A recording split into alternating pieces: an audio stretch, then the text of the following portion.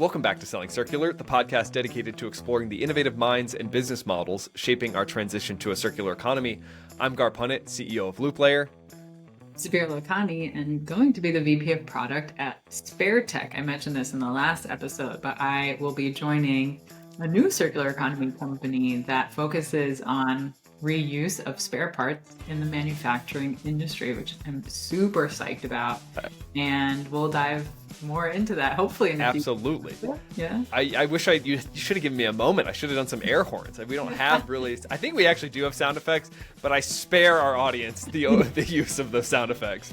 I wish I had surprised you with it. Yes, incredible. I said this earlier when we were talking personally. These transitions are never easy, but to be able to go to another company in a product role that is also focused on sort of circular economy application, well done. That's so cool. You're going to do some great work. Pretty excited. Team. We'll get more into it. Yeah, we're going to get more into it. But our guest today is Lia Kiam from Visia. And this company is tackling a problem that keeps recycling operators up at night.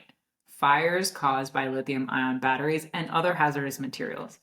I'm not sure, I don't know if you know, but I didn't realize this, that there are over 5,000 fires annually reported at material recovery facilities and recycling centers. And that is just according to data that's reported, NWRA data and RSS data. But we also know that this problem might be underreported as well.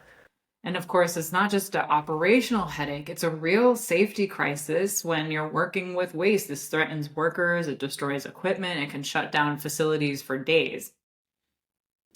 That's what's fascinating about Visia in particular, and what I think we found most interesting is their approach to treating recyclers as manufacturers, and really trying to build that business model to fit that need. And why manufacturers? The complication here is that they are manufacturers. They are processing a material into another good, but in sort of a supply chain twist, they never quite know what they're going to be processing into another material. So they really lack visibility into that feedstock.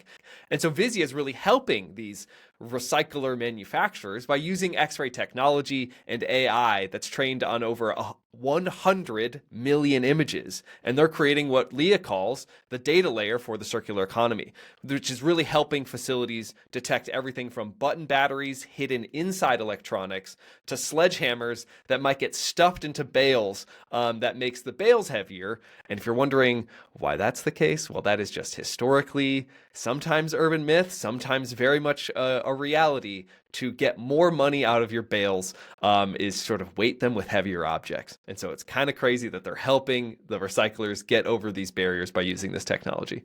And this conversation goes beyond just technology. We'll explore how the fragmented industry with razor-thin margins, how they adopt new solutions, and how there are these like generational shifts happening from being family-owned recycling businesses. And also we talk about how geopolitical factors like tariffs and resource nationalism are just reshaping the landscape today. So Lia shares her thoughts on why she's so optimistic about circular economy's momentum, the policy tailwinds that she thinks are really creating opportunities in the US and internationally, and how data transparency could really transform this industry that's been operating with really limited data and limited visibility for so long. So let's jump into our conversation with Lia Kiam from Visia. The stat I have here, which came out from the NWRA and RSS, reported 5,000 fires annually at MRFs or recycling centers. I saw you all mention that safety specifically in your material. Talk a little bit about like what that means to you all and why it's so critical to get almost a bird's eye view of these types of critical materials. Yes, well, it's a great place to start. I feel like every conversation that I have with folks in the recycling space kind of can be boiled down to this issue. It's on people's minds a ton. If you ask operators what keeps them up at night, what are the big things you're thinking about, what are trends in the industry that scare you, I think battery fires will come up first, second, third, always.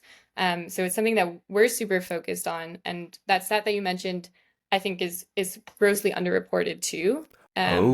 So it's a huge issue, not just in MRFs, and we work across the recycling ecosystem, particularly with any sort of recycler that's dealing with a big load of batteries. So e-scrap, you see a huge amount of fires. So any e-scrap facility that has a shredder in particular, they're likely seeing a fire a day. And sometimes that's just 10 minutes of downtime, and sometimes that's your facility has burned down and you need to rebuild from the start. So Okay. hugely pervasive across the industry. And yeah, the stats are only getting worse. I think, as you can imagine, just with the demand for batteries, we're seeing so many in the waste stream.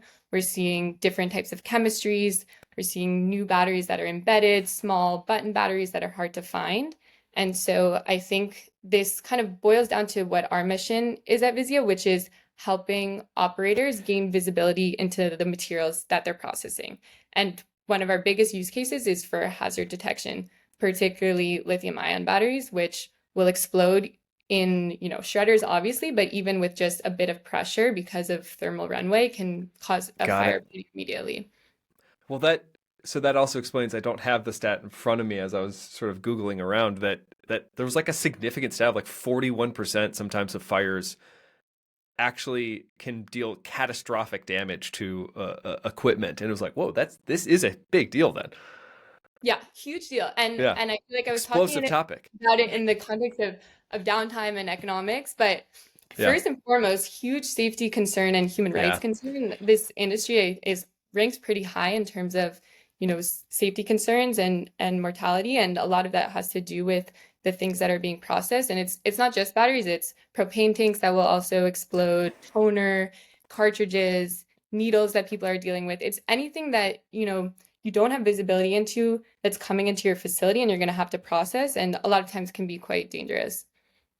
What's coming up for me, which is like kind of ironic, I don't know if irony is the right way to describe it, but if you look at the informal sector, this is also an argument for formalizing waste management practices like globally, right? Like if you're a manual scavenger or informal waste picker in India or China, then you are at risk of exposure to spontaneous fires and combustion. And it's kind of wild that in like the modern workplace of American local recycling that is formalized, that this is the risk. And I mean, you rattled off like many different risks. It's not just fire. And when you start to think about like the mix of materials, it's just like everything is mixed together And without one really Totally. clarity. So one soup.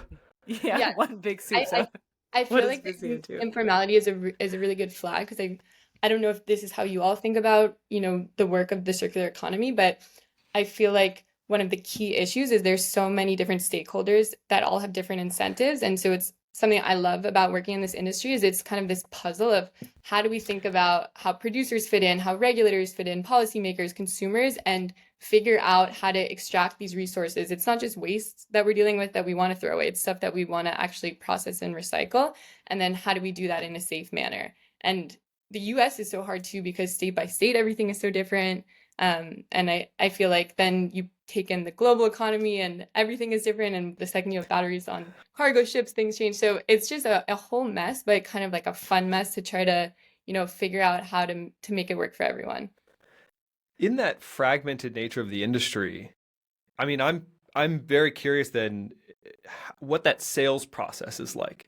You've got, to your point, state to state, you have some of the biggest companies in the world that are also doing recycling, and then also some of the smallest mom and pop shops that also do great recycling work.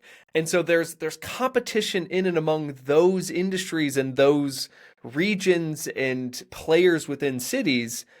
How do you sell in that type of marketplace? What is that like, and how did you all start to really piece together and have to mature into understanding who your audience is? Yeah, no, it's a good flag. Maybe just to zoom out a bit, I Yeah, can talk more about the platform as a whole, because we love it. started off with battery fires, which is kind of, our biggest focus because it's on everyone's mind, but there's a bunch of other stuff that we do, and it all can be boiled down, I think, to the fact that recyclers are essentially manufacturers, but just the key Mm, difference is they don't have visibility into what they're manufacturing. And because of that, you have issues like battery fires, but you have other issues like I don't know how to do an audit of my material because I don't know what's coming in and I'm doing this all manually, or I don't know how to invoice correctly because I don't know where things came from and if that should be surcharged, or I don't know if I'm seeing, spikes of material and what that means for my facility. So we work basically, to break it down, the platform is kind of threefold. It's hardware. At a facility, we will install an X-ray camera, sometimes CT scanner at points in the facility where they see an ingress of material. So that could be the tip floor, it could be a conveyor line, it could even be the scale house. And then from there, we have an AI model that's fine-tuned to the material that the facility is seeing. So it's trained across all of our facilities. We're in a bunch of different industries within waste, but I think now it's trained on like 100 million plus images. So it's getting really fine-tuned based on what they're seeing. And of course, one of the issues with waste is it's ever evolving, seasonal. They're getting different things at different times too. So it's Regional, probably. totally. So Yeah. it has to keep relearning, which is the beauty of machine learning. And then the final piece is we have tailored work streams that our forward deployed engineering team will build out specifically for the facility. So whether that's an alerting system, that's a laser on the conveyor line to point out a battery, that's underneath material inside a drone, inside a box, which is the beauty of an X-ray that can see through burden depth, or that's through our app, it's a push notification or portal spitting out a report. So I think to answer your question, every facility operates so differently. So from a mom and pop small MRF to like a huge scrapyard, we work across the gambit of waste. And so because of that, we don't just have a one size fits all product. We really work with the operator to make sure that we install the right hardware sensor that's getting at what they want to achieve. And then from there, build out work streams that work for them. Okay, we don't have to get too much in the secret sauce, and Sabira, I defer to you too. But then in different markets, different players, different sizes of companies, that often means some different price points. Totally. As a startup, as a company that's been growing, and I think y'all are probably just turning 5 soon, probably in terms of an age, that's meant to mature into that business model a little bit. What has that been like in terms of how do you price this according then to these different sizes of stakeholders that are dealing with different volumes? What does that look like? No, we were about 5 years old, I guess, from original founding, but we've been on the Yeah. market for about 2 years, so we're still quite young in Right. terms Yes. of even Okay. pricing strategies. Yeah. So yes, Yeah. it's definitely a classic startup where we've dealt with, a lot of different things, and smaller MRFs to, larger C&D yard have different priorities in terms of CapEx versus a SaaS fee. And so we're able to work with them, particularly any facility that's also getting grant funding for our tech too. Sometimes that has to be packaged in a certain way. So there's definitely Absolutely. flexibility, but I think we're now at a more mature state of our company where we have a pretty standardized model that is, one CapEx fee for the hardware and then recurring SaaS fee.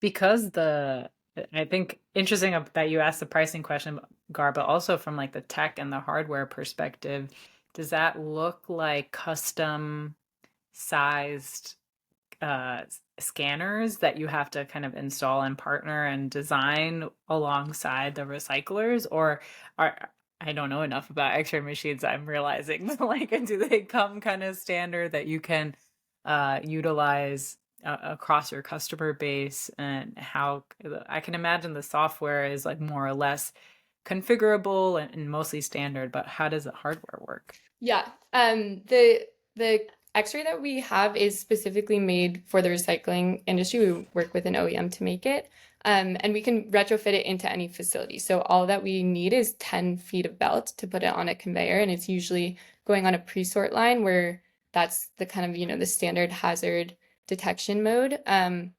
But from there, if it doesn't work for the facility's operations, because as you know, every facility kind of looks different, it was built at a specific time, has retrofitted other types of technology in as well, we can also build out a standalone system too. So we do that for some customers as well. And then one more question there, because the pre-sort is normally a human is looking at the pre-sort, and so now their job is tech enabled or replaced, or how does it work? So basically every process has been done pretty manually, and pre-sort is one of them, where staff is trained to look for specific items, and batteries is the big flag, specifically lithium-ion batteries, before they hit the shredder or other points in the facility and could cause damage. That gets hard, as I was mentioning earlier with burden depth, if there is a battery that's, in a vape that's tiny, that's underneath a pile of material. In what world are you going to be able to find that? So there's so much that's going through. So that's where our X-ray system comes in, where it's scanning the material, and then a lot of our facilities will have a laser pointer that's part of the system, and so pickers Well, that's can just cool. point off. Yeah, it's super cool. Sometimes I'm like, I'm working in a sci-fi movie when I'm Yes. dealing with a laser. Well, I love all those. I mean, I've seen these types of solutions are popping up in different industries. And so it's cool to see them be combined again and really help these different industries solve these very physical manual problems. Kind of to that end, I mean, your background's so interesting too, because the little traditional finance background with Blackstone, and what I think is going to be so interesting, and this kind of gets to a personal maybe anecdote of yours, is this typically this industry is fairly low margin. And so you're dealing in these margin constrained environments. And that would probably be the case for most of our circular economy work. Like that's almost kind of the complications is like we're dealing with such volume of waste, but then the metrics, you have to like kind of comport a model to fit what the industry already is. And so how did that go from, in your personal experience, going from a very different industry to then translating that into this type of operation where, you're dealing with operations as much as then you're dealing with this type of business model? Talk a little bit about the flexibility you had to go through to be like, oh, I need to wrap my head around this industry. Yeah, no, it's definitely a shift, I would say, within my career. So in college, my academic interests were in earth sciences, and I did a lot of research there and kind of always knew I was going to want to go back into this space, but got the opportunity to work at Blackstone out of school on the real estate finance team, and was excited Cool. about that for a lot of reasons too, related to, urban planning and things that come up in my job day to day now. So there definitely are some interesting parallels. I would say in general, it is very different. The economics look very different. And I think one thing, I mean, I learned a ton there. And I think one thing that is helpful is as we speak to customers and have to build out an ROI argument, there's a lot of factors to take into account. So if it's a MRF, for example, where they're making money from tip fees, and you have to take into account the amount of material they're processing, and you have to look at where commodities prices are, and then think about downtime and how that can be changed with our product, and also labor hours, things like that. I feel like it's a similar kind of like fun financial model fun for It's certain fun. We get to something geek out here. Yeah. we're geeking out. Yeah, it's another fun challenge, and I think something that really made me want to go work at Visia is getting to build a product and build like a real world product that you could see actual changes from. And I think that's been super rewarding to not just be in an industry. And I feel like sometimes across climate tech, where I was hoping to land, you can end up doing stuff that feels a little greenwashy, and you're like, what am I actually doing? And I've just loved being in such a real world industry where you can see the effects of the work. There's a real issue to solve, and it's not, thinking like this is super light and I'm getting my green check mark for sustainability. It's like we have resources here. It's now becoming more and more of a hot topic as we think about resource nationalism. Like, how can we fit together all of these pieces to make things work for the recycler so that we can be more productive as a society? So I love that. And I'm curious if you've seen a trend. I'm curious before, I guess, our current resource nationalism. I love that phrase. What was the adoption like? I think because there's small and mom and pop players out there, are they leaning into this technology? And because they're on thin margins, but there is still this pain of downtime. Were they leaning in?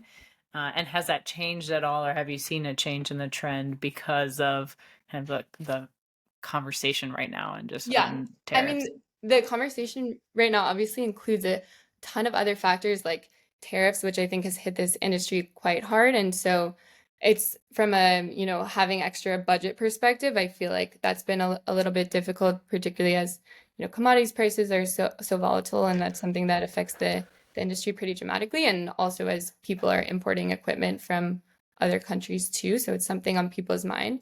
I think for the industry, and I imagine you all have a lot of familiarity with this, we haven't thought of ourselves as like, we're just in the sustainability realms. I think we really think of ourselves as being like a key aspect of the manufacturing industry. Like, I think it's like 40% of raw materials for manufacturing are recycled, and we're like a huge exporter of recycled materials. Like 30% of our recyclables are exported. I'm really on my stats game right now. Part of this is I just was with REMA in DC Oh, lobbying. absolutely. Yeah, so we had to really have our stats down. So this is all fresh for me. Yeah, you get that. Those are some real recycled nerds. They'll call you out. Yeah, yeah, yeah. Totally. Yeah, you're not going to get your stats wrong there. So, yeah, I think everyone really thinks and is part of this like broader manufacturing industrial community within the US and within the global economy as well. And so, any changes from tariffs or, in this geopolitical cycle that we're in right now really do affect our day-to-day work. So it's led to a lot of super interesting conversations. But yeah, it's definitely I think for our product in particular, something that hasn't wavered much just because the issue of hazards coming into facilities has been getting worse. So it's not something that people can ignore. And the magnitude is so large where you have your staff, their safety is super important. You want to be thinking about that first and foremost, I think, as an owner and an operator. And then obviously you're thinking about your downtime as well too. And so every time you deal with some sort of incident like this, it's a huge loss for the products that you're trying to produce. I think that's what I like, not just again about circular economy solutions, but maybe even in particular about recycling, is the amount of factors that are in consideration. Even that I love that we kind of almost started this with you saying that recyclers are manufacturers, but not only do they not know what they're producing, they don't know the feedstock that might be coming into. And so like I love that idea that you're dealing with that variability. You're dealing with the variability of what those items are. You're dealing with the variability then of maybe a geopolitical circumstances that heavily affect commodity prices of recycled materials. And as you just referenced, and then to the end, though, that I'm really curious on where this question is going, is then the market variability as well. And, you are dealing with a solution that is ultimately very much a developing market, even in domestically. I mean, where does Visia, where do you, even if you want to get more personal with your opinions on this, how do you all view the impact that you could make on not just the operations of the recycler, but then also potentially broadly the market health in general? Yeah, well, I think thinking most specifically about, batteries, which Yeah. comes up all the time. And so Yeah. for a lot of our facilities that we work with, they're trying to find lithium-ion batteries, one, to get them out of their own system, but also put them into the correct supply chain. And that's like, I think, a more and more important topic right now. There's a ton of DOE money that's going into battery recycling, and I feel like we haven't really gotten there as a country. And with, critical materials like lithium becoming so important and rare earth elements that China kind of has a hold on, it's becoming more and more of a focus for the US to really get this right. And so I think, having such a hold on batteries and thinking about batteries in the supply chain has been kind of a nice tailwind to ride because there's so many others around, whether that's on the policy side or, on the market side, that's really interested in these resources. So I think down the line, as we've been thinking about our own growth, we've really just like followed the materials in the supply chain. And this is again like the fun of the puzzle. And when you zoom out too, there's so many other industries that are adjacent that also deal with very similar issues because they're taking in feedstock. And so an example is like ports are dealing with battery fires because they're ending up on cargo ships. So that's, an area we're looking into, or, waste to energy is an area that we work with. And cement manufacturing takes in RDF as one of its inputs. And so they deal with a lot of the same issues that waste energy deals with right now. And so just like as the economy becomes more and more circular, manufacturers that now take in secondary material or see recycled material in the next stage have similar issues that recyclers are facing today. So it almost feels like this is the perfect place for us to start with the hardest issue of every possible material mixed in. How can we sort it? How can we characterize it? How can we detect things? And how can we react to that? And then from there, moving along the supply chain and helping other manufacturers, other folks in the industrial space deal with very similar issues. I'm curious the limitations of the visibility because of the technology of X-ray. Like the example I'm thinking of is I heard that, there's some interest in, specific material streams. Let's call it like aluminum, for example. But if you were interested in a particular stream like a plastic or a wood or something like that, I guess like how far can X-ray go, and are there alternatives to understanding that mix kind of like on the tipping floor if the X-ray can't capture it? Yeah, it can go really far. So we work with some facilities and just do RGB cameras, which are great for material characterization, but they can't see through burn depth. It's basically just what the human eye can see. And so with an X-ray, you can also characterize by even battery chemistry. You can look at contamination, and so it can go really deep. And I think because of that, there's a lot of different applications. And this is a little bit of a different product that we do too. And I think I was alluding to it earlier, but we work with a bunch of facilities to do their material audits for compliance, for lead reporting, other certifications. And so through that, we can go pretty granular in the type of material that they're processing and then just spit out reports rather than they're paying a consultant to do that all manually. I mean, is that ultimately the kind of the added bonus? And what we found with a lot of popular circular economy technologies, or even the ones that are doing it the best, solve a particular function, but then also have all of these other derivative functions that are solved, that were problem areas that required human input to a significant degree, like a consultant. Do you find that that's where you find also some successful sales processes saying, hey, we do this really well, and here's these other things that you can actually start to check off in terms of the things you needed more of? Totally. Yeah, I feel like this happens on sales calls all the time where we'll Yeah. start off talking about The one best aspect, sales calls. the They're best the sales best calls, one. one aspect of our product, and then just weave in some small thing that we're working on with another customer, and they're like, "Oh, that's the thing that we care about." Ah, I think the thing that's hard is every facility operates so differently, so it's hard to know, exactly where their pain points are, and you can guess with a lot of things like no one wants batteries in their facility, so you can say that that's going to resonate with people, but there's so many other parts of the process that can be optimized using AI, and there's a lot of other great AI companies out there now in the waste space, most of them in robotics, and you already see a lot of facilities adopting those as well. So I think it's a fun time to be in the industry where there's a big push for new tech, and it feels like one of the most perfect use cases for computer vision. And so I think because of that, it's like a great time for us at least to be involved with recycling. Is there excitement now because AI in general is having its it's like moment, or people, zeitgeisty. yeah, like maybe those that might have been hesitant or like later adopters are like starting to warm up because it's more in the social conversation, or are you seeing any changes? Yeah, well, I think the interesting thing about the recycling industry as a whole is everyone knows each other and is friends, which is really fun. But then there's also a bit of competition because everyone's competing for contracts for end markets. And Mhm. so if you can be better than the person next to you in terms of productivity, in terms of, not having a fire that's stopping you from doing your work, then you'll have an advantage. And so I think because of that, as we have one customer adopting our AI platform, then it's super appealing for others to kind of, stay on the trend.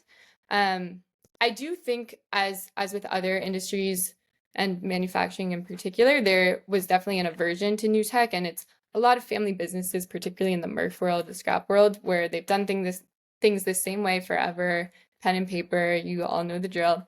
And so that initial conversation and initial aversion to AI, I think, is there. But I just think as an industry, everyone's pretty on board with this is where the future is, and I want to be in kind of the initial first wave and be a I first mover. wonder I wonder how much that too is, it might be too early and it's almost just a theory, but is part of a generational shift too right now, where I wonder, especially maybe on the mom and pop end, that there's a new generation that's kind of now taking the reins, and there's this sort of turnover. And in what I'm building, it's thinking a lot about that, what's being coined the silver tsunami, of a lot of turnover when it comes to housing stock, when it comes to the generational wealth that it will be starting to be passed on. And so it's that interesting business shift where some of these new generations are being like, I watched my dad fill out those forms for 30 years. I do not want to fill out this form. How can you help me do that? And so it seems like that's kind of also adding to this natural Totally. adoption Yeah. curve. I feel like we're seeing that all the time where it's that Yeah. next generation is starting to have the power to, make these types of CapEx decisions. And because of that, you're seeing a big shift as well. Yeah. When it comes to, then we're starting to see more and more of these solutions.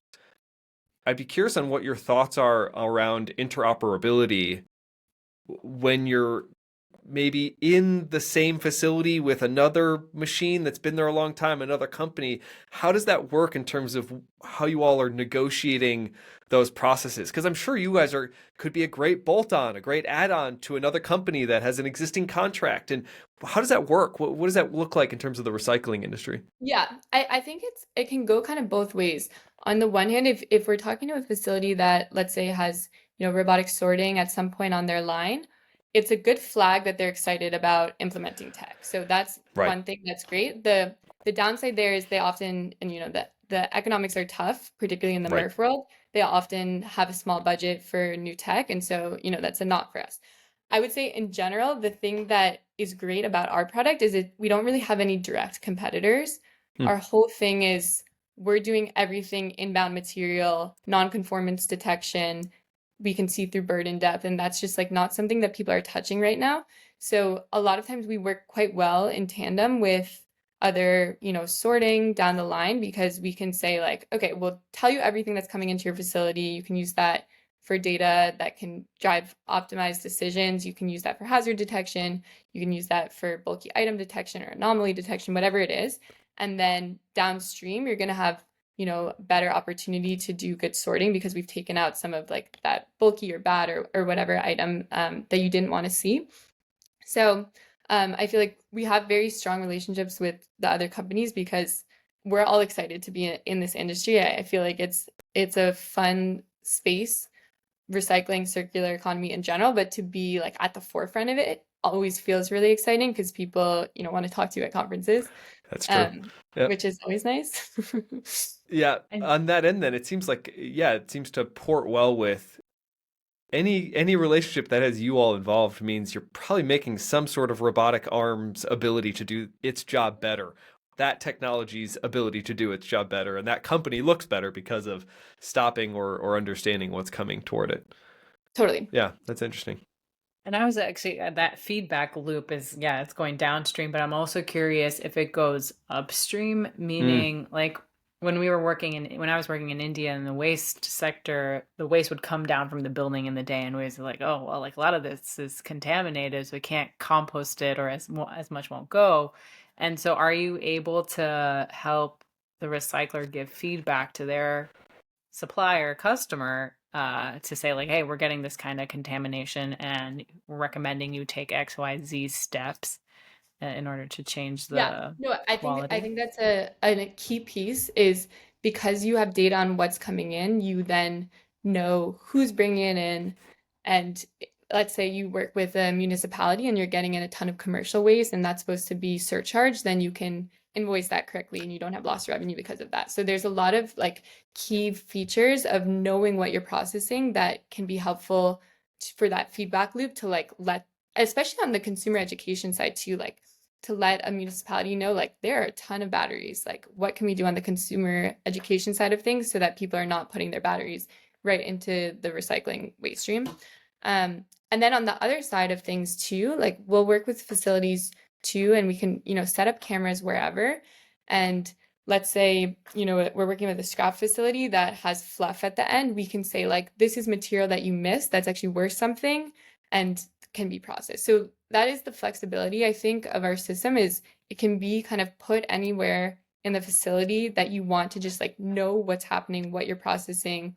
Is there contamination? Is there valuable material? What can I do with it? It's I think I almost talk about what I love most about our industry, and it's like there's you all are doing I think this very well in the sense that there's probably no end to the data and knowledge and understanding that you can glean from some sort of consistent source of material. But then it just our own ability to get that information is kind of at the whims of how much someone's willing to pay for it. And so it's like we can continue to go up the stream, and I'm curious. I mean, what does that look like for you all? Is there selling of reports to municipal leaders? I mean, does it head that direction? What type of data packaging do you all think is the future for this as well? Yeah, no, I think it's a really good point. As I kind of think about, Yeah, yeah, the issue of the circular economy, and I imagine this comes up for you all the time. There's just a clear lack of data, and that's kind of like our broader goal is to be the data layer for the circular economy, which is we can tell you what you're processing, but that's helpful for your facility, for your operations, and sure, that's where we're at right now. But there are so many other stakeholders that want access to this data from, EPR reporting to any sort of compliance. Like we're already doing this with LEED right now for the construction and demolition world, but there's a lot of other like auditing and reporting that needs to get done. And then, even stats that we're referencing, like this is just people thinking that this is happening. Like we don't actually right. know what's going on. And so the thing that's so hard about this industry is the circular nature means that each part of the supply chain has to work with each other and they're often at odds. So like Yeah, someone that's baling material, like all the time you're seeing there's like a sledgehammer in there to make it heavier, or it's like actually just a pile of dirt and there was actually no copper to begin with. And that facility doesn't want to pay for auditing because they want to do what they want to do. But the next person down the line would love to pay for that because they need to be able to vet that. Because often right now you get a load dropped in and then at least in the scrapyard and you have to process it versus being able to understand what's coming in and then decide, do I want this load or not? And this is something that we're working on the scrapyards with our cargo scanners. A truck can drive through, we can say like, this is full of batteries or this is mostly dirt. Like, I don't think you want this load, and then deal from there. So it's really cool because I feel like a lot of things I was saying before, like so much of recycling can be boiled down to visibility. So much of circular economy issues can be boiled down to lack of data. And it's really exciting, I think, to be a part of this process, to be giving data to an industry that so desperately needs it. On just that capability, how detailed can you go in the material breakdown? Are you saying like I can tell you there's 10 sledgehammers in this, or you're saying oh I can see like metal and wood and so therefore it's not plastic?